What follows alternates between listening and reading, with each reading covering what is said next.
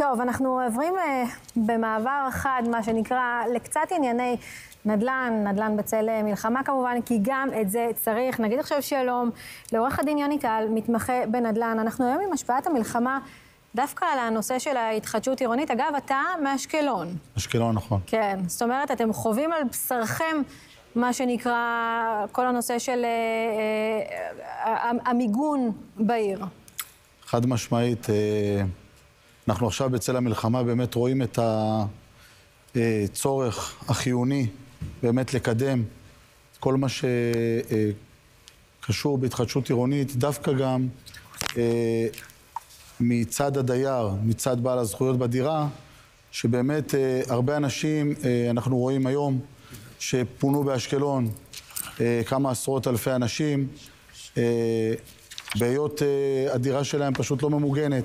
רק אתמול הייתה פגיעה ישירה בבית באשקלון. כן, ראינו את זה ממש קודם לכן. ממש נס, ניצלו כי פשוט נכנסו לממ"ד. באשקלון בית נהרס כליל, זה לא יאמן. באשקלון קיימות עשרות אלפי יחידות דיור לא ממוגנות. בעצם דירות שנבנו בתקן ישן, שבעצם עבורם קיים כל העניין הזה של פינוי-בינוי.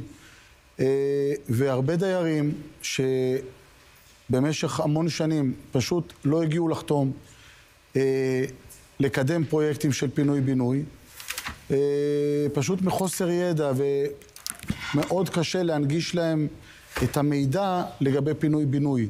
זאת אומרת, מה הבנפיט שיצא להם בעצם מהדבר הזה? אתה מדבר על דיירים. על דיירים, בעלי זכויות כמובן, כן. שחוששים, באמת חוששים לחתום, כי הם שמעו כל מיני... שאלה היא ממה הם יותר עכשיו חוששים, מלחתום או מלהיות חשופים, או אתה יודע, או מלעזוב את ביתם למשך תקופה מאוד מאוד ארוכה, כי אין להם בעצם מיגון בבית.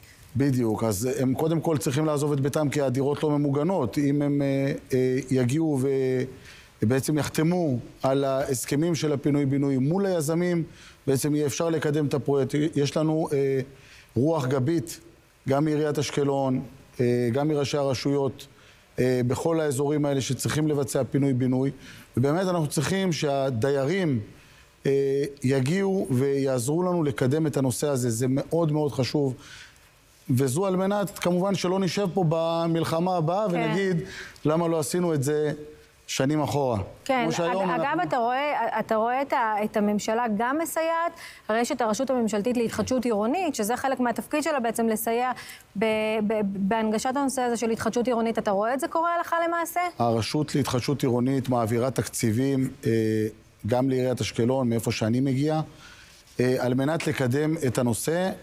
באמת, זה נמצא כיום בראש סדר העדיפויות לדעתי, ממספר סיבות. הסיבה העיקרית כרגע, מה שאנחנו רואים, זה בעצם מיגון הדירות במצב של מלחמה, במצב שבו, כידוע לכם, אשקלון היא העיר המטווחת ביותר בדרום.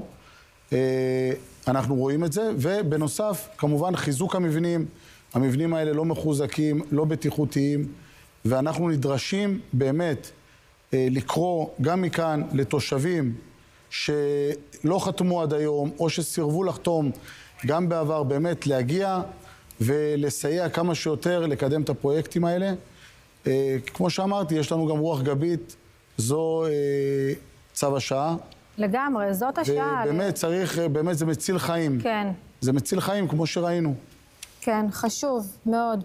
עורך הדין יוני טל, תודה רבה שהיית איתנו. תודה.